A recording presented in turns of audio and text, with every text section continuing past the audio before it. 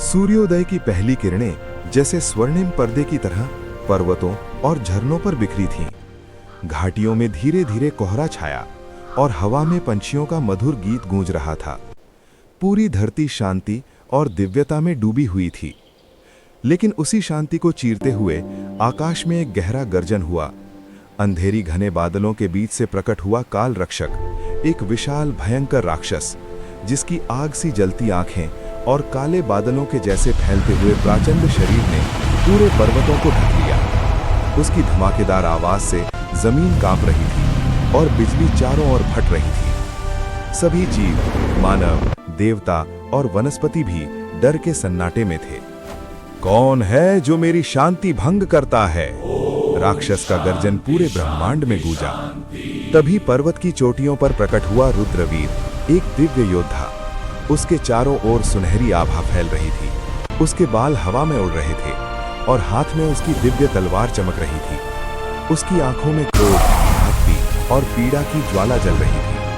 तुम्हारी क्रूरता अब समाप्त होगी काल रक्षक, उसने गर्जित स्वर में कहा।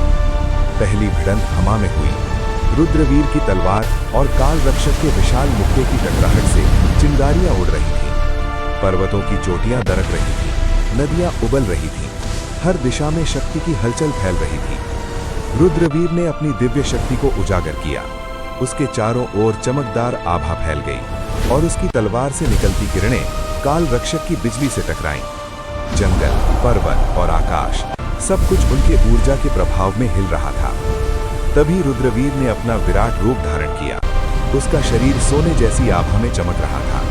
बाल आकाशीय रश्मियों की तरह फैल रहे थे और उसकी तलवार ब्रह्मांडीय ऊर्जा से जगमगा रही थी।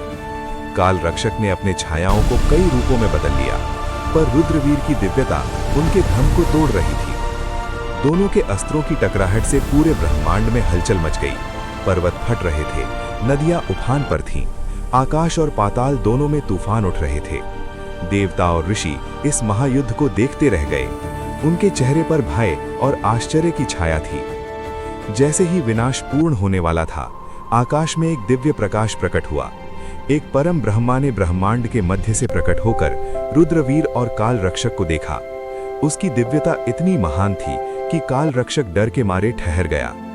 इस ब्रह्मांड में शांति और न्याय तभी कायम रहेंगे जब तुम्हारे क्रोध को मार्गदर्शन मिलेगा, परम ब्रह्मा ने कहा। काल रक्षक की क्रूरता धीमी पड़ी और उसका रूप मानव जैसे करुणामय बन गया। रुद्रवीर में गहरी सांस ली और सूर्यास्त की सुनहरी रोशनी में उसने देखा